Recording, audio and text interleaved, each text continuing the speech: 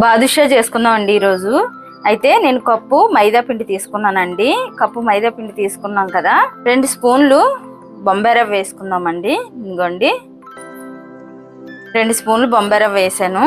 ఈ బొంబాయి రవ్వ కొంచెం సాల్ట్ కూడా వేసుకుందామండి.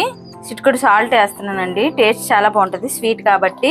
వేసుకున్న తర్వాత మొత్తం కలిసిలాగా ఇలా కలిపేసుకోవాలండి. బొంబాయి రవ్వ పిండి చూడండి మొత్తం ఇలా కలిసిపోయింది కదా. ఇప్పుడు మనము ఇందులో కొంచెం నెయ్యి వేసుకొని కలుపుకుందామండి.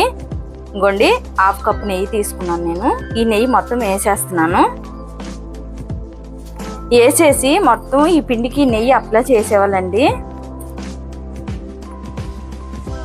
ఇంకోండి మొత్తం నెయ్యి అప్లై చేసేసాం కదా. చూడండి ఇలా అంటే ఉండవ్వాలి. ఈ నెయ్యికి బాదుషా అలాగైతే చాలా టేస్ట్గా ఉంటుంది, క్రిస్పీగా ఉంటుంది, పైన లోపల సాఫ్ట్గా ఉంటుందండి. ఇప్పుడు కొంచెం నీళ్ళు వేసుకుంటూ కలుపుకుందామండి. పిండి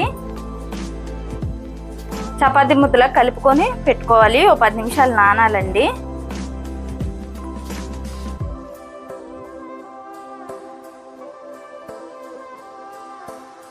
ఇంకోండి కలిపేసుకున్నాం కదా. ఇది మనము 10 నిమిషాలు మూత పెట్టేద్దామండి. మూత పెట్టేసి పక్కన పెట్టేసుకుందాము. 10 నిమిషాలు అయితే నానాలండి. మూత పెట్టేస్తున్నాను. ఇంకోండి చూడండి 10 నిమిషాలు నానాలన్నాం కదా, నానింది. చూడండి ఎంత సాఫ్ట్గా ఉందో పిండి. ఇప్పుడు మనం కొంచెం తీసుకొని ఇలాగా బాల్స్ లాగా చేసుకోవాలండి. కొంచెం తీసుకోవాలి, మరి ఎక్కువ తీసుకొని పెద్దగా చేసుకోకూడదు. ఈ బాదుషా ఇంకోండి ఇలా చేసుకున్నాం కదా, చూడండి ఇలా రౌండ్గా చేసేసుకోవాలి అన్నీ. ఇంకోండి ప్లేట్లో పెట్టేస్తున్నాను.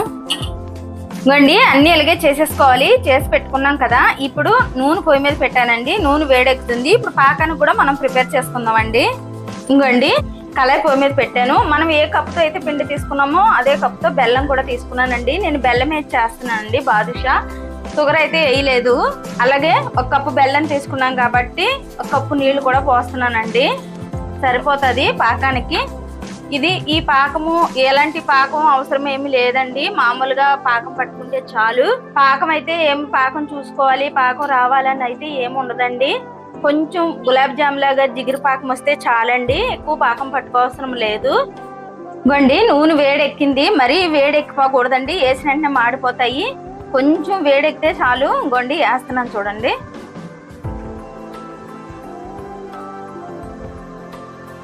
వేసిన వెంటనే గరిటె పెట్టకూడదండి, అతుక్కుపోతాయి.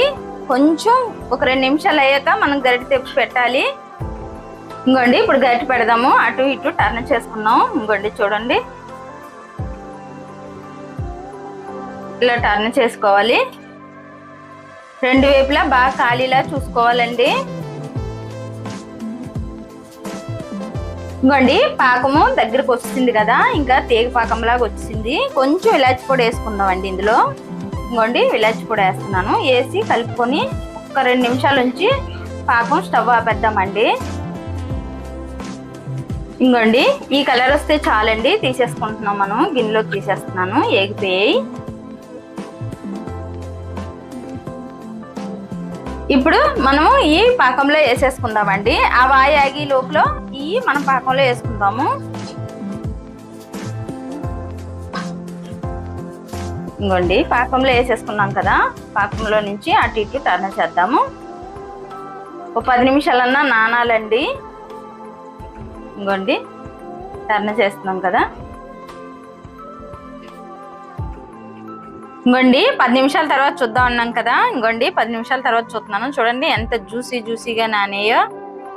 చాలా బాగుంటుందండి ఇలా బెల్లంతో చేస్తే. పంచదార కాకంటే ఇలా బెల్లంతో చేసుకుంటే మాత్రం చాలా బాగుంటుంది టేస్ట్. పిల్లలు కూడా చాలా ఇష్టంగా తింటారు. ఇలా జ్యూసీగా ఉన్నాయి కదా.